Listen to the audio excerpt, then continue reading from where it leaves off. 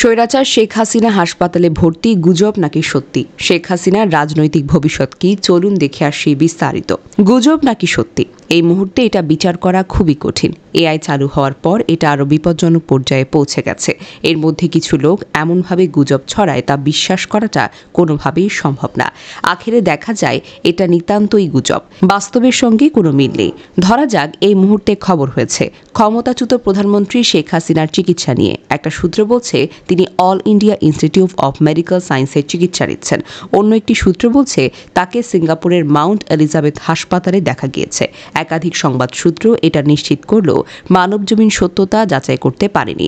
অনুসন্ধান অব্যাহত রয়েছে। গত 5ই আগস্ট ছাত্র জনতার অভ্যুত্থানের মুখেই তিনি দেশ ত্যাগ করতে বাধ্য হয়েছেন। এরপর থেকে দিল্লিতেই রয়েছেন। একজন সংবাদদাতা দিল্লি থেকে জানান, সিঙ্গাপুর নয়, দিল্লিতেই তিনি চিকিৎসা নিচ্ছেন। তবে কড়া নিরাপত্তার মধ্যেই তাকে হাসপাতালে আনা নেওয়া করা হচ্ছে।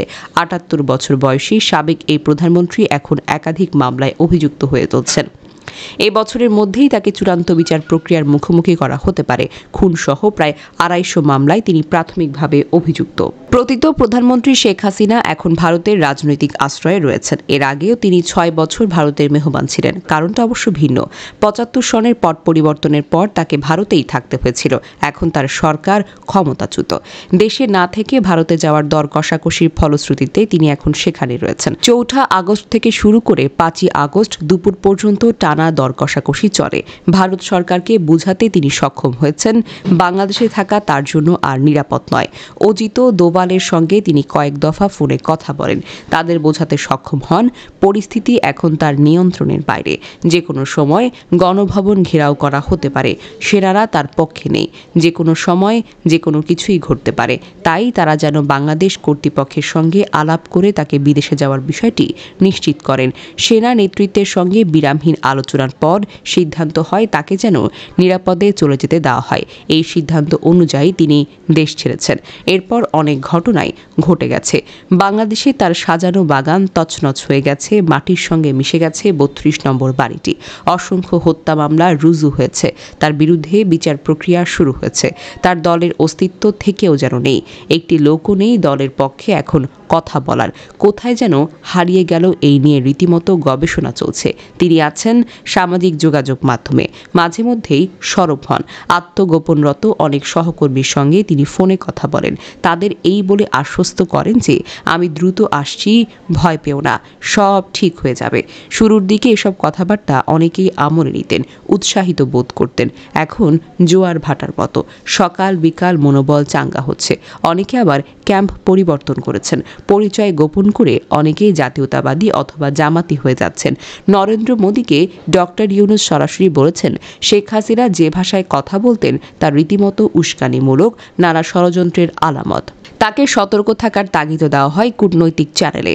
হাসিনার প্রত্যাপন ইস্যুটি ইউনূস মোদী বৈঠকে আলোচনায় এসেছিল। মোদী কোনো প্রতিশ্রুতি দেননি। আলোচনাও বেশিদূর এগোয়নি। পাল্টাপাল্টি অভিযোগের মধ্যেই বৈঠকটির সমাপ্তি ঘটে। ফলাফল হয় একেবারেই শূন্য। তবে বাংলাদেশ তার অবস্থান পরিষ্কার করেছে। তাকে ফেরত নিয়ে কূটনৈতিক বিচার প্রসঙ্গ টেনে এনেছে কয়েকবারের মতো। এই অবস্থায় শেখ হাসিনা কি করবেন? তাকে ফেরত আনার ব্যাপারে চাপটা আরও বাড়বে। নির্বাচন যত কাছাকাছি আসবে ততই তাকে ফিরিয়ে আনার সুর হবে চওড়া। এখানে রাজনৈতিক দলগুলোর স্বার্থ প্রায় অভিন্ন। তারা চাচ্ছে আওয়ামী লীগ যাতে অংশ না নেয়। আওয়ামী লীগ যেহেতু নিষিদ্ধ হয়নি, তাই হিসাব নিকাশের গরমিল তো অনেকটাই আছে। অঙ্ক মেলানো এখনো সম্ভব হচ্ছে না। ভারতসহ বিভিন্ন রাজনৈতিক মহলে, আন্তর্জাতিক মহলেও যাচ্ছে অংশগ্রহণমূলক নির্বাচন। তাকে চলতে হচ্ছে আওয়ামী লীগ সহ সবাইকে নিয়েই। তা না হলে নির্বাচন প্রশ্নবিদ্ধ হয়ে হয়তো থেকে যাবে। তাদের বক্তব্যে এমন ইঙ্গিতই এখন রয়েছে। ইউনূস প্রশাসন এখন দোটানায়। যদিও প্রফেসর ইউনূস নিজেই বিদেশি সংবাদ মাধ্যমকে একবার বলেছেন আওয়ামী লীগ নিষিদ্ধ করার পরিকল্পনা আর সরকারের মধ্যে নেই।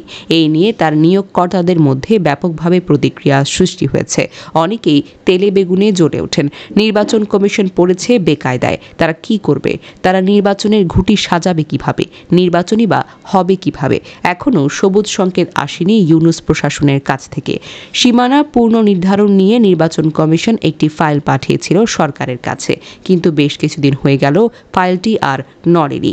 এ থেকে মনে করা যথেষ্ট যে ডিসেম্বর নির্বাচনের ব্যাপারে এখনও সরকার মনস্থির করতে পারেনি। 6 সদস্যের কিচেন ক্যাবিনেটে প্রফেসর ইউনূস দ্রুত নির্বাচনের পক্ষের মতোই মত দিয়েছেন। বাস্তবে অবশ্য এর আলামতটি অনুপস্থিত। আওয়ামী লীগ নিষিদ্ধ না হলে কি হতে পারে? ক্ষমতার কাছাকাছি থাকা এখন একটি সূত্র মতে আওয়ামী লীগের রেজিস্ট্রেশন বাতিল করা হতে পারে।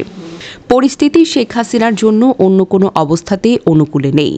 একদিকে মামলা মোকদ্দমা, অন্যদিকে আন্তর্জাতিক চাপ তাকে আরও কোণঠাসা করে রেখেছে। পুলিশের একজন শীর্ষ কর্মকর্তার 164 ধারায় জবানবন্দি শেখ হাসিনার রাজনৈতিক ভবিষ্যৎকে আরও বেশি জটিল করে তুলেছে। দল পুনর্গঠনের প্রক্রিয়াও ঝুলে আছে। তিনি আসলে কারো কাছে নেতৃত্ব ছাড়তে রাজি নন, এমনকি পরিবারের কাছেও। রাজনৈতিক পণ্ডিতরা বলছেন, শেখ হাসিনার ভাগ্যে যাই ঘটুক না কেন, দল হিসেবে আওয়ামী লীগের অস্তিত্ব অতীতের যে কোনো সময়ের তুলনায় এখন চ্যালেঞ্জের মুখে।